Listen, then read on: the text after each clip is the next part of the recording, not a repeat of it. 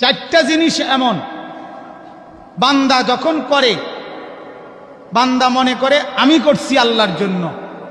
কোরআনে আল্লাহ বলছেন, বান্দা এই চারটি তুমি আমার জন্য করার আগে আমি তোমার জন্য করি।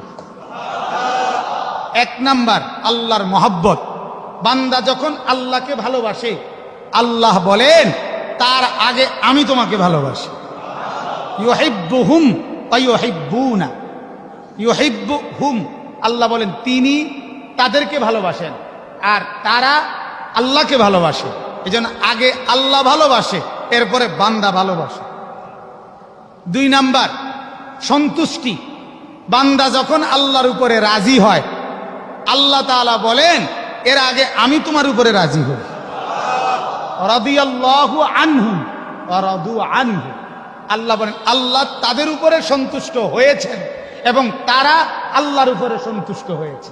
তাহলে আগে কে? আল্লাহ, এরপরে কে? বান্দা। বুঝেন নাই? হ্যাঁ। তিন নাম্বার জিকির। বান্দা যখন আল্লাহকে ডাকে, আল্লাহ বলে বান্দা তার আগে আমি তোমাকে ডাকি। ওয়ালা যিকরুল্লাহি আকবার। এই আয়াতের এটা একটা তাফসীর যে আমার স্মরণ তোমাকে হয়, তোমার স্মরণ আমাকে হয়। তুমি ডাকলে আমাকে আর আমি ডাকলে তোমাকে। আল্লাহ বলেন তোমারটার চাইতে আমারটা বড় হয়। চার নাম্বার তওবা। বান্দা যখন আল্লাহর কাছে গুনাহ মাফের জন্য হাত তোলে, রব্বুল আলামিন মাফ করার জন্য তার আগেই হাত বাড়ায়। ইন্নাল্লাহা ইয়াবসুতু ইয়াদাহু বিল-লাইলি। এ ভাই ঘুম যায়, তাইরে জিগান কেন ঘুম যায়?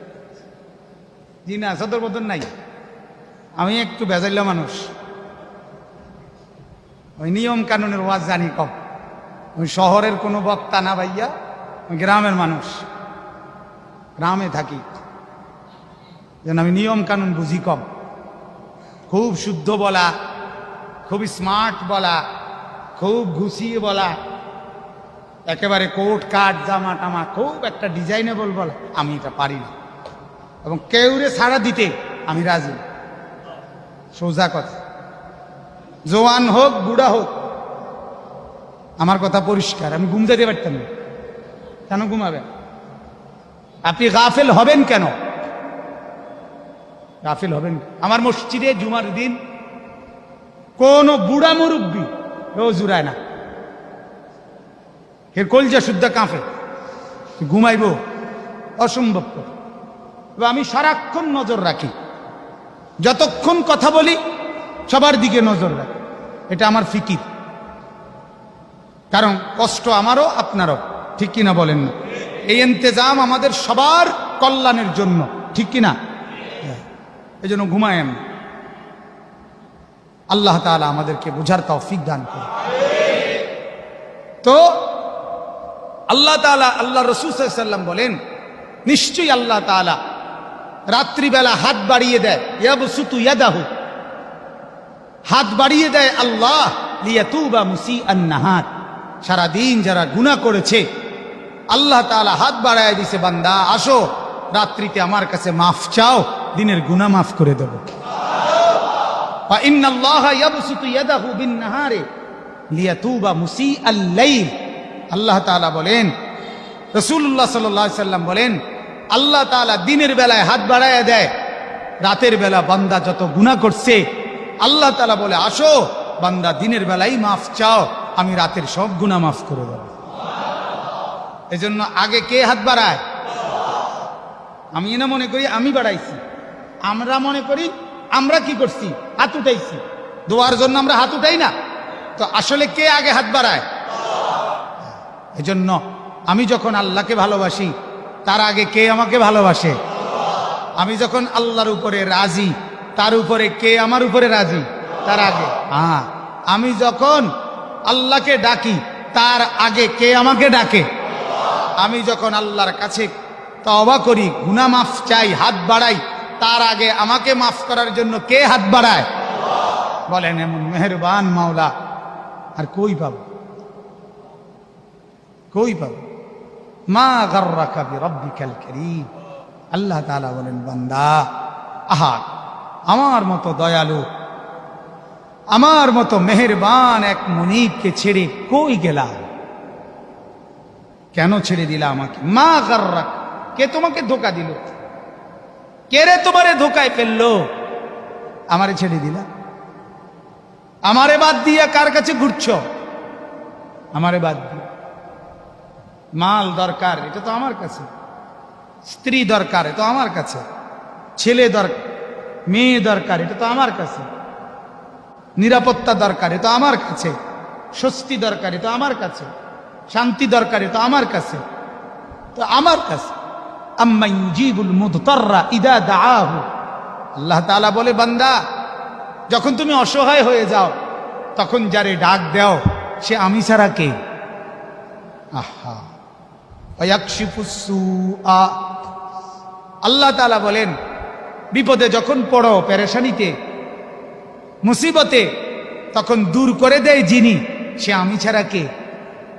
ওয়ায়াজআলুকুম খুলাফা আল আরদি, জমিনের মধ্যে সুস্থ স্বাভাবিকভাবে আমার প্রতিনিধি হিসাবে থাকতে দেয় যিনি, তিনি আমি ছাড়া কে? হ্যাঁ, সিলেটবাসী এই মুহূর্তে পানির মধ্যে ভাসতেছে, শুনছেন কি না? হ্যাঁ, আমার আজকে রাতে সিলেট যাওয়ার কথা।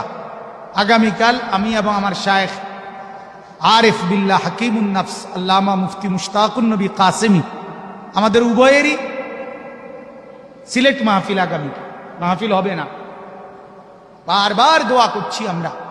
গত কয়দিন আগেও, গত সর্বোচ্চ 15 দিন আগে আমরা আমাদের কুমিল্লা ক্যান্টনমেন্ট এলাকা থেকে প্রায় 10 জন আলেম, ওনাদের ওইখানে প্রায় 1,73,000 টাকা বন্যার্থ এই সিলেটে দিয়ে আসছিলাম সামান্য সহযোগিতা। ওনারা আবার ফোন দিয়ে জানাইলো এখন তার চাইতেও বেশি ভয়ঙ্কর অবস্থা, পানি আগের চাইতেও 1 হাত উপরে উঠে গেছে। বিদ্যুতের সংযোগ, বিদ্যুতের পাওয়ার স্টেশন বন্ধ করে দিতে হচ্ছে। সিলেট বিমানবন্দর ফ্লাইট উঠানামা বন্ধ হয়ে গেছে। রব্বুল আলামিন 1 সেকেন্ডের জন্য, আল্লাহ তাআলা 1 ঘন্টার জন্য সুস্থতা, স্বাভাবিকতা, স্বস্তি, নিরাপত্তা যদি সরায়া দেয়, কসম খোদার কারো ক্ষমতা নাই স্বাভাবিকতা ফিরায় আনে। সিলেটবাসীর মালের অভাব নাই, সিলেটবাসীর সম্পদের অভাব নাই। সারা বাংলাদেশের সবগুলো সুন্দর বিল্ডিং যা সিলেটের 1 উপজেলায় আছে তার চাইতে বেশি। ভবন, বিল্ডিং, দালান সব লন্ডনী, অত্যাধুনিক বাড়ি, আলিশান রাজপ্রাসাদ, কিন্তু সামান্য পানি তাদেরকে অসহায় করে দিল। এই জন্য বাপ, এটা বোঝা দরকার, এটা বোঝা দরকার। আল্লাহ তাআলা বলেন ওয়ায়াজআলুকুম খুলাফা আল আরদ, এই জমিনের প্রতিনিধি হিসাবে থাকতে তোমাদেরকে আমি দিয়েছি, আমি স্বাভাবিক রাখছি। চাঁদ উঠাই আমি, সূর্য উঠাই আমি, রাতকে দিন বানাই আমি, দিনকে রাত বানাই আমি। সকাল দুপুর হয় আমার ইচ্ছায়, দুপুর রাত হয় আমার ইচ্ছায়, শুক্রবার শনিবার হয় আমার ইচ্ছায়, আমার ইচ্ছায়, আমার ইচ্ছায়। সব কিছু তোমার মুখাপেক্ষী আমার কাছে, ভুলে আছো কেবল আমাকে। মনে পড়ে না শুধু আমাকে, সেজদা দিতে সময় মেলে না শুধু আমাকে সেজদা দিতে শুধু সময় হয় না। নাইলে এই বৃষ্টি তুফানের ভিতরে তো বাজার হইছে না? কথা বলেন না কেন? আজকের সারা দিনের এই বৃষ্টিতে খানা বন্ধ হইছে, খাবার বন্ধ হইছে দুপুরের। তাহলে সব কিছু তো চললো, ছাতা মাথায় হোক, পানি ভাঙ্গা হোক, হাঁটুর উপরে কাপড় উঠাইয়া হোক, যেভাবে হোক সংসারের প্রয়োজন পূরণ হলো। বিবি বাচ্চার মুখের খাবার তো জুটলো, কিন্তু আল্লাহ পাকের সেজদা হলো না কেন?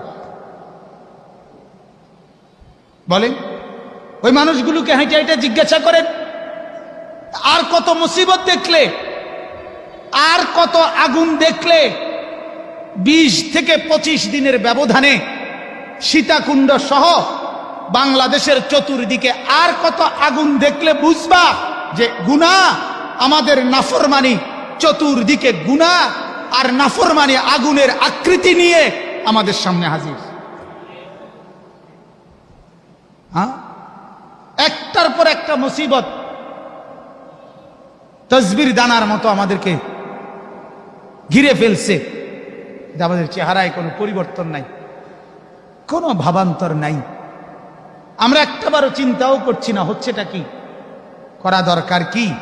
আহা, বেনামাজি রয়ে গেছে, হারামখোর আছে।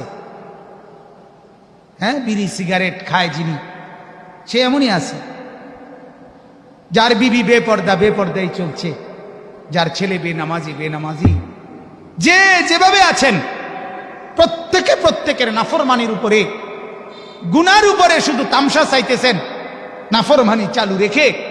এটা কোনো বিবেক সম্পন্ন মানুষের কাজ হইতে পারে না। ভাবা উচিত, বিবেকবান হইলে ভাবা উচিত ঘটনাটা কি। চলন্ত ট্রেনে আগুন লেগে যায়, লাগছে কিনা বলেন না কেন? চলন্ত ট্রেনে আগুন লেগে যায়, হায় হায় কি বিভৎস আগুন! সীতাকুণ্ডের কন্টেইনারের আগুন। দুনিয়ার আগুন যদি এত ভয়ঙ্কর হয়, এর চাইতে 70 গুণ বেশি আল্লাহ নবী সাল্লাল্লাহু আলাইহি সাল্লাম হচ্ছে জাহান্নামের আগুন। নারুকুম হাদিহি জুজউম মিন 70 জুজআম মিন নারি জাহান্নাম। আল্লাহ নবী সাল্লাল্লাহু আলাইহি ওয়াসাল্লাম বলেন, দুনিয়ার আগুনের চাইতে 70 গুণ বেশি জাহান্নামের আগুন। 3000 বছর জ্বালানো হয়েছে শুধু জাহান্নামের আগুন। আল্লাহ রাসূল সাল্লাল্লাহু আলাইহি ওয়াসাল্লাম বলেন। আপনারা তাইলে ভাবেন ভাইয়া, দুনিয়ার আগুন একদিকে লাগলে, কিছুক্ষণের মধ্যে রুহু চলে যায়, মরে যায়। আর মরলে আর অসুবিধা হয় না। এরপরে যদি জ্বলতে জ্বলতে শরীর ছাই হইয়া পাউডারও হইয়া যায়, ওই দেহের আর অসুবিধা নাই, সে তো মরে গেছে। কথা বুঝেন না? তার তো অনুভূতি আর নাই। আল্লাহর কসম, আল্লাহ তাআলা বলেন, আমার বান্দা জাহান্নামের আগুনে 1,00,000 কোটি বছর তুমি শুধু জ্বলতেই থাকবা, কিন্তু 1 সেকেন্ডের জন্য মৃত্যু হবে না। এখানে মরলে তো অনুভূতি নাই, সেখানে মৃত্যু হবে। লা ইউকদা আলাইহিম ফায়ামুত। আল্লাহ তাআলা বলেন, মৃত্যুর কোনো ফয়সালা নাই জাহান্নামে। 2 নম্বরে, দুনিয়ার আগুন একদিকে লাগলে কিছুক্ষণ চেষ্টা করে এটা নিভানো যায়, বন্ধ করা যায়। হয়তো হাত পুড়ে গেছে, বাকি শরীর বাঁচছে, পাও পুড়ে গেছে, বাকি শরীর কি বাঁচছে, এরকম হয় কি না বলেন না? আল্লাহ তাআলা বলেন, বান্দা জাহান্নামের আগুন যখন জ্বালানো হবে, একই মুহূর্তে প্রথম সেকেন্ডেই তোমার পুরা দেহ এবং ভেতরের কলজা সহ একসাথে জ্বলবে। আল্লাতী তাত্তালিউ আলাল আফইদা, কলজা সহ একসাথে জ্বলবে, প্রথম সেকেন্ডেই পুরাটা একসাথে জ্বলবে। 3 নাম্বার, দুনিয়ার আগুন লাগলে তো কিছুক্ষণ ছুটাছুটি করা যায়, বাঁচার জন্য চেষ্টা করা যায়, দৌড়াদৌড়ি করা যায়। রব্বুল আলামিন বলে, আমার বান্দা জাহান্নামের আগুন জ্বালাবার আগে মোটা মোটা শক্ত খুঁটির মধ্যে আগে তোমাকে শক্ত করে বাঁধ দেওয়া হবে, এরপরে আগুন লাগানো হবে, যাতে করে 1 সেকেন্ড তুমি নড়াচড়া করতে পারবে। ইন্নাহা আলাইহিম মুকসাদা ফি আমাদিম মুমাদ্দাদা, কোরআনের আয়াত।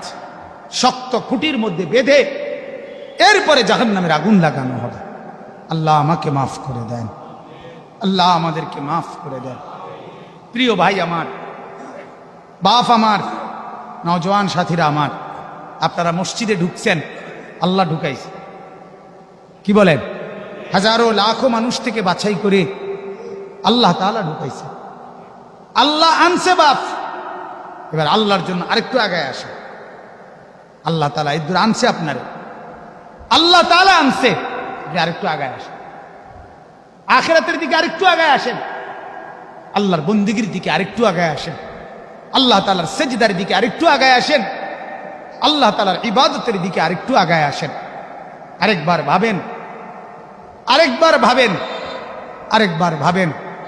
জিন্দেগির এই হাঁটা চলা, জিন্দেগির এই রাত দিন, জীবনের এই কামাই রোজগার উপার্জন, জীবনের এই 24 ঘন্টা অতিবাহিত যে যেভাবে করছেন, আপনার বিবেককে চোখ বন্ধ করে রাত গভীরে শুয়ে শুয়ে একবার ভাইবেন, এই এতটুকুতে জান্নাতে যাইতে পারবেন তো? জাহান্নাম থেকে বাঁচতে পারবেন তো?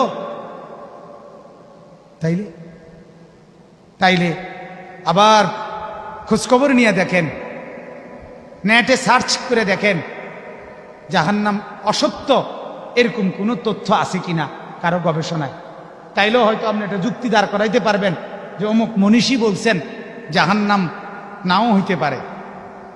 নাউজুবিল্লাহ, এমন কোন গবেষণা তো এখনো পাওয়া যায় নাই। পাওয়া গেছে জান্নাত নাই, এ কথা কি পাওয়া গেছে কারো কাছে?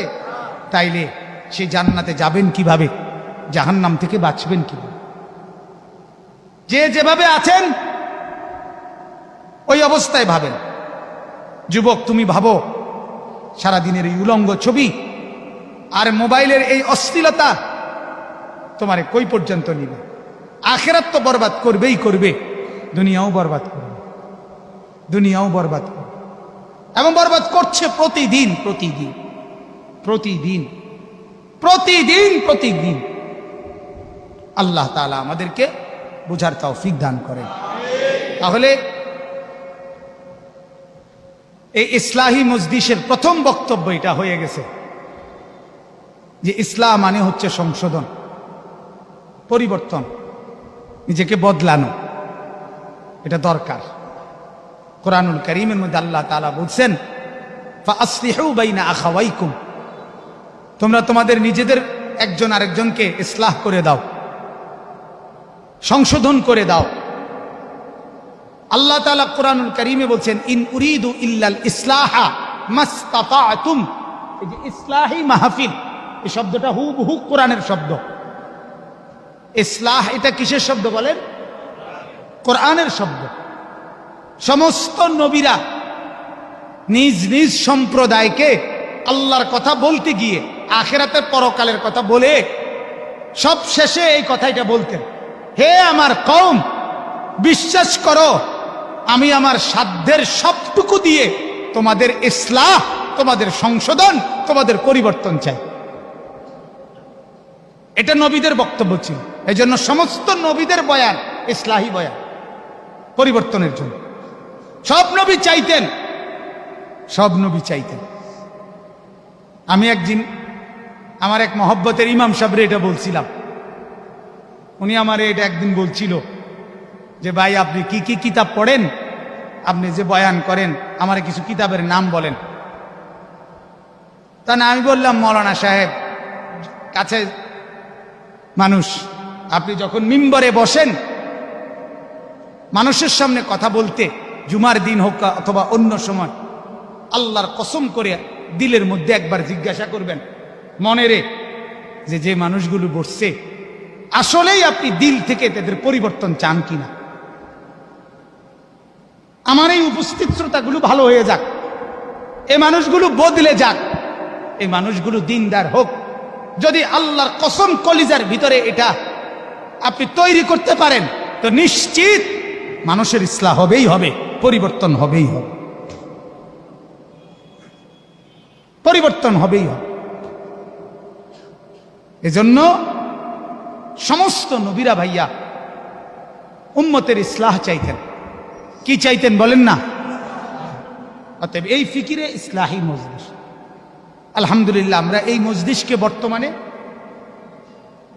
খুব গুরুত্ব দেই, খুব গুরুত্ব দেই। আমরা হাজারটা বড় মাহফিলের চাইতে মনে করি যে এই ইসলাহি মজলিস, এই ছোট মজলিস বর্তমানে বেশি মানুষের পরিবর্তনের জন্য ফলপ্রসূ, ফায়দা হয় বেশি।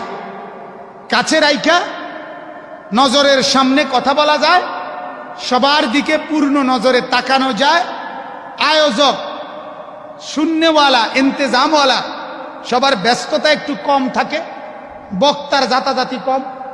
কথা বোঝেন নাই? বক্তা যদি হয় 8 জন,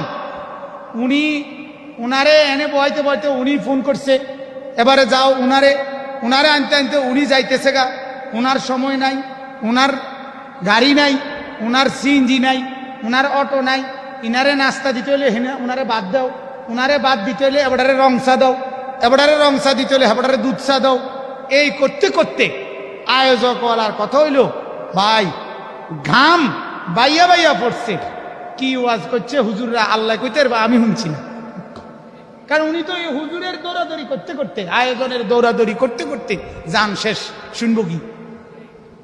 তাহলে ফায়দা থেকে খালি আমি বলি না, বড় মাহফিলে আমরাও যাই, উপকার হচ্ছে, দরকার, সবই দরকার, কিন্তু তার সাথে সাথে এই ছোট মজলিসগুলোও আগের চাইতে অনেক বেশি দরকার।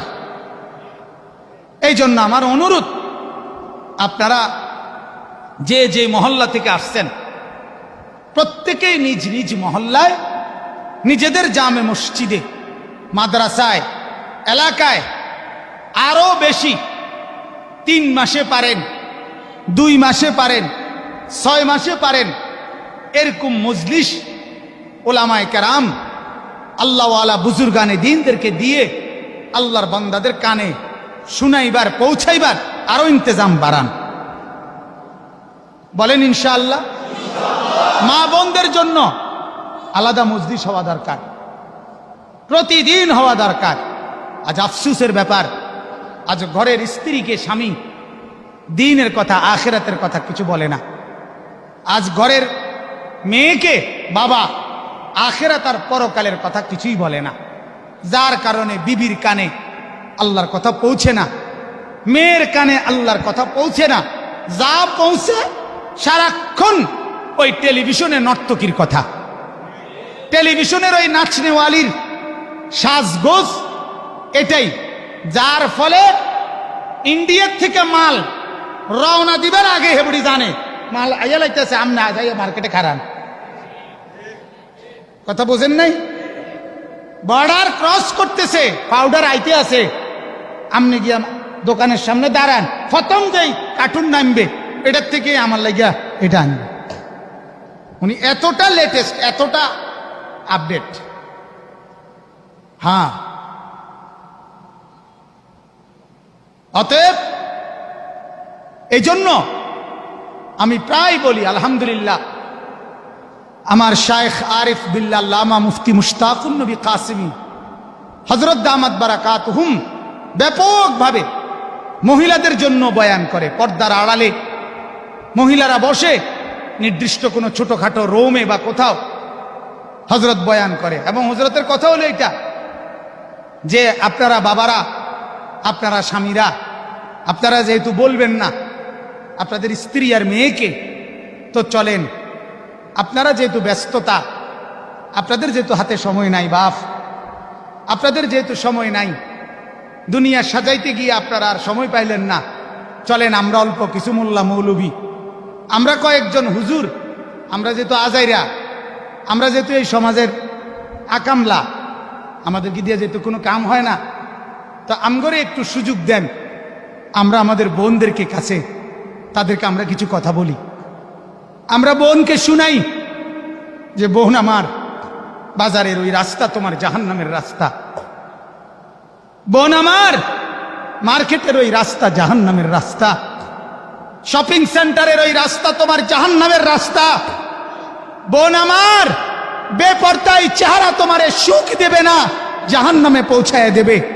রাস্তার যত যুবক বোন তোমাকে দেখে বেপর্দা নারী, কেউ তোমাকে নিয়ে সুখের কল্পনা করে না, জিনার ব্যভিচার উলঙ্গ আর তোমাকে উপভোগের কল্পনা ছাড়া আর কিছু করে না। অতএব এটা তার কানে পৌঁছানো দরকার, ওই বোনকে বলা দরকার, রাস্তার ওই ভব ঘুরে খারাইয়া মুতে সারাদিনে মোবাইল টিপে, ঘুমের খবর নাই, ভাতের খবর নাই, এটা তো পাগল, এটা মাতাল, এইটা তোমার পিছে পিছে হাঁটে, তোমার এই রূপ যৌবন দেখে এই ভব ঘুরে মাতালরে দেখানে লেগেনি এতটি পাউডার ডুল্লা। কোন শিক্ষিত ভদ্রলোক, আত্মমর্যাদা যার আছে, রুচিবোধ যার আছে, সে কখনো ভিন নারীর দিকে তাকায় না। আপনি আশ্চর্য কথা শুনবেন আমার থেকে, কোরআনের তাফসীরের মধ্যে আছে, এটা আজীব কথাই। একটা উদাহরণ শুনেন, এরপর আমার আয়াতের তর্জমা বলবো আমি। অবাক ঘটনা আছে একটা কোরআনুল কারীমের একটা তাফসীরে। আপনারা সবাই জানেন রাসূলুল্লাহ সাল্লাল্লাহু আলাইহি ওয়াসাল্লামের চাচা আমিরে হামজা সৈয়দুশ শুহাদা, উহুদের যুদ্ধে ওনাকে শহীদ করা হয়েছিল, শুনছিলেন না? তো ওনাকে যেই মহিলাটা শহীদ করার পরে বুক চিরা আপনার কলজা বাহির করছিল, চোখ নাক কান কাইটা টুকরা টুকরা করে গলার হার বানাইয়া নাচছিল লাশের চতুর্দিকে আর গান গাইছিল, সে ছিল, তার নাম হলো হিন্দ, উতবার মেয়ে হিন্দ। আমাদের দেশের ভাষায় হিন্দা কয়, মানে হিন্দ। এই মহিলার নাম কি বলেন? উতবা। এ হলো মক্কার কুরাইশদের শ্রেষ্ঠ নেতা, কাফের লিডার উতবার মেয়ে। আবার আরেকজন বড় লিডার উহুদের যুদ্ধে যে সেনাপতি ছিল কাফেরদের পক্ষে, আবু সুফিয়ান, তার স্ত্রী। তাহলে সে, তার স্বামীও বড় লিডার, তার বাপও কি বড় লিডার। এই মহিলা হিন্দ, সে রাসূলুল্লাহ সাল্লাল্লাহু আলাইহি ওয়াসাল্লামের চাচার লাশকে ছিন্ন ভিন্ন করে ফেলছিল। নবীজি অঝরে কাঁদছিলেন ওনার চাচা আমির হামজার লাশের এই টুকরা টুকরা দেখে। বলছিলেন যে সাহাবীরা, ৬৯ জন সাহাবী আজ যারা উহুদের প্রান্তরে শহীদ হয়েছে, তোমরা তাদের জন্য কাঁদো, আর আমি মুহাম্মদে আমার চোখের যত পানি সব আমার চাচার জন্য। এত কষ্ট পাইছিলেন নবীজি। যে পাথর মারছিল ওয়াহশী রাদিয়াল্লাহু তাআলা আনহু, যিনি পরে মুসলমান হয়েছিলেন, তো আল্লাহর নবী উনাকে বলছিলেন মুসলমান হওয়ার পরে, ওয়াহশী মুসলমান হইছো আলহামদুলিল্লাহ, তোমার উপরে আমার কোনো প্রতিশোধ নাই, অভিযোগ নাই, কিন্তু তুমি আমার সামনে বইসো না। তোমারে দেখলে আমার ওই চাচার লাশের কথা, খণ্ড বিখণ্ড টুকরার কথা আমার মনে হইলে আমি আর সহ্য করতে পারিনি। এই এত নির্মম ভাবে হত্যা করছে যেই মহিলা এবং আপনার টুকরা টুকরা করছে এই হিন্দ, এই মক্কা বিজয়ের পরে, আমার এই কথাটা শুনেন, মক্কা বিজয়ের পরে এই মহিলা আল্লাহ রাসূল সাল্লাল্লাহু আলাইহি ওয়াসাল্লামের হাতে কালেমা পড়ে মুসলমান হয়েছে।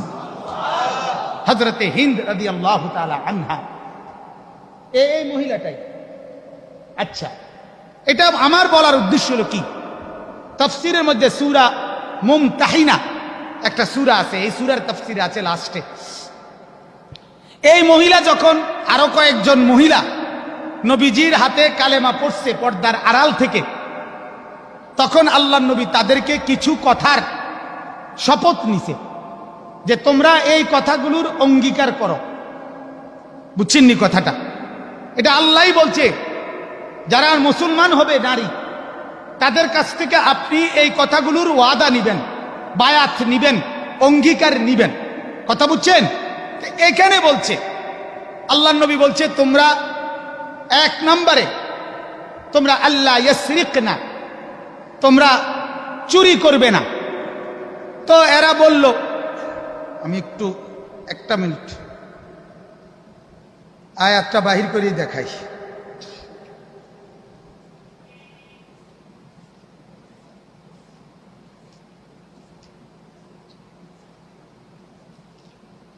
কত নম্বর পর্যন্ত? হাফেজ সাহেব কেউ নাই? ২৮। আমি কিন্তু হাফেজ না।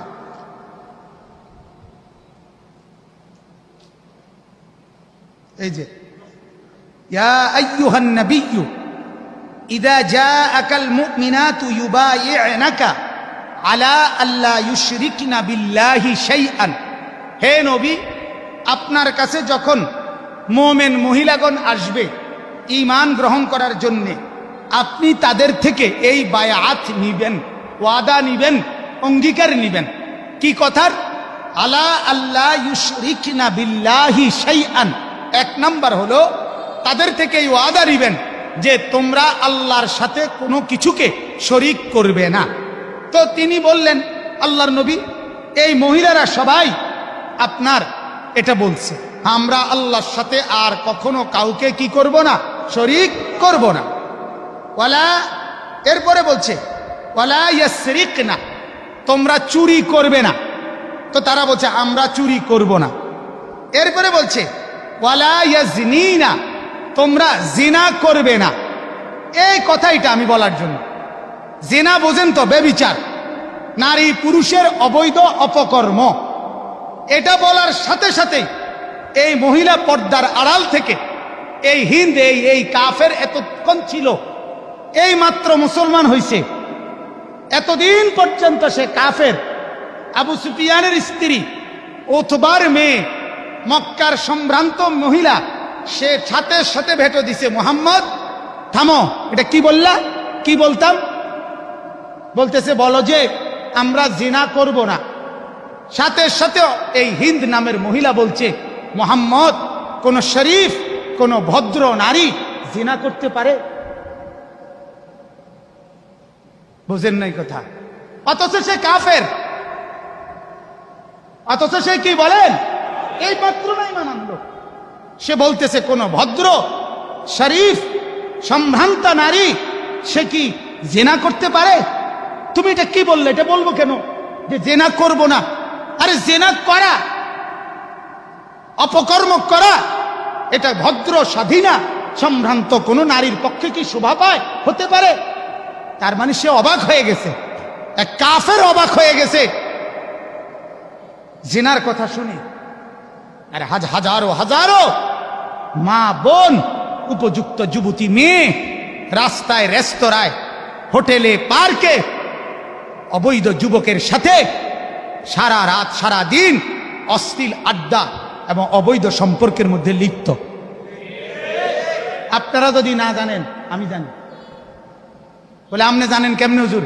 প্রতিদিন আমাদের এই মোবাইলে প্রতিদিন শত শত মানুষ রাতে দিনে 12টার পরে এরকম আমাগরে ফোন করে, নিজের ব্যক্তি জীবনের অনেক এমন কথা বলে, জানতে চায়, কাঁদে, যেগুলা শুনলে কলিজা শুদ্ধা কাঁপে যে হায়, মানুষ কেমনে এত গুনাহ করে, মানুষ কেমনে এত নিকৃষ্ট হয়। আল্লাহ আমাদেরকে মাফ করে দেন, আল্লাহ তাআলা আমাদেরকে মাফ করে দেন।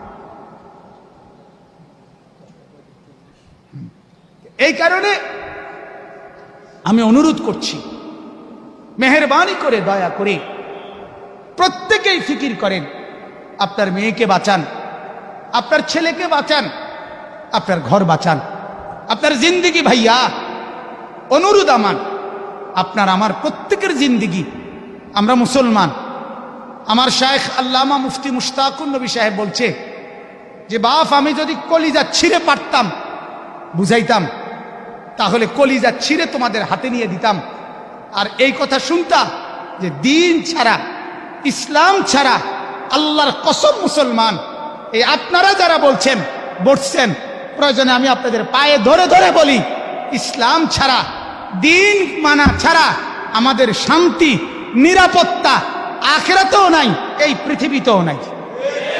এই পৃথিবীতে কাফের, বেঈমান একদিনের জন্য আমাদেরকে নিরাপত্তা দিবে না।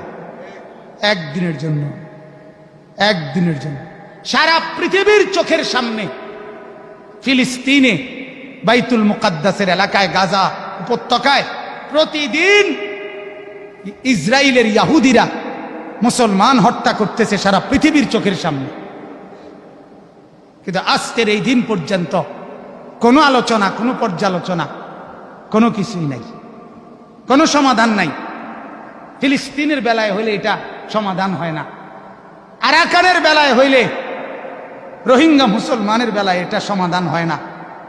কাশ্মীর আজকের এই দিন, সেই 1947, আর এখন হইল 2022।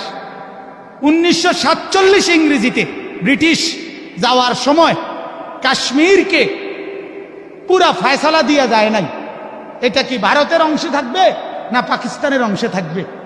এই একটু ফয়সালা না দেওয়ার কারণে 1947-এর পর থেকে আজকে 2022, আজকের এই দিন পর্যন্ত কাশ্মীরের কপালে সমাধান হয় নাই যে কাশ্মীর কার।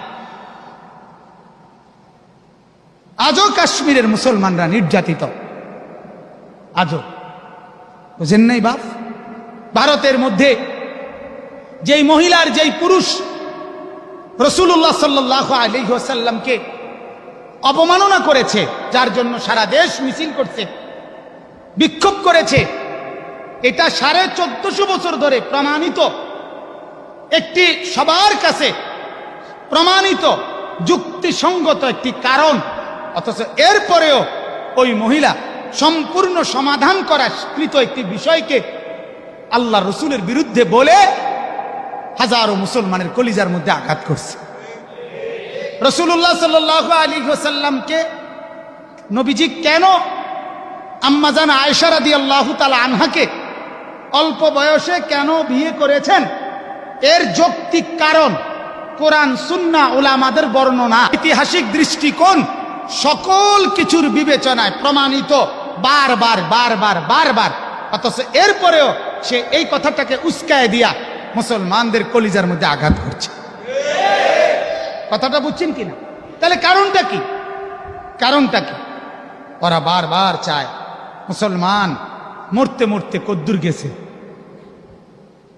মুসলমানের যুবক, মুসলমানের ছেলে, মুসলমানের মা, মুসলমানের বোন, মুসলমানের বাপ, এদের হালাত কি? এরা খবর নেয়, এরা বারবার পরীক্ষা করে। এজন্য আমার অনুরোধ, আপনারা আমরা বিশ্বাস করেন কাফের এবং বেঈমান পৃথিবীর যত অঞ্চলে, আমারে রাগ করেন না, আমি শুধু বুঝার জন্য বলি, পৃথিবীতে এই পর্যন্ত যত জায়গায় মুসলমান যত সময়ে নির্যাতিত হয়েছে, জুলুমের শিকার হয়েছে কাফেরদের দ্বারা, আল্লাহর কসম শুধু হুজুররা নির্যাতিত হয় নাই, শুধু হুজুররা মজলুম হয় নাই। যখন জুলুমের শিকার হয়েছে তখন শার্ট ফিনদেন আর প্যান্ট ফিনদেন, দাড়ি রাখেন আর না রাখেন, নিজেকে যদি শিক্ষাইরাও বলেন আমি মুসলমানের কিচ্ছু নাই আমার ভিতরে, আমার শুধু নামটাই মুসলমান, এটা ছাড়া আর কিচ্ছু নাই, বেঈমান আল্লাহর কসম এরপরেও আপনারে ছাড়বে না, ছাড়বে না, ছাড়বে না। গুলি যদি আমারে করে তোরও করবে, মনে রাখিস। মারে যদি তোরে তো আমারও মারবে, আমারে মারলে তোরেও মারবে, মনে রাখো বন্ধু।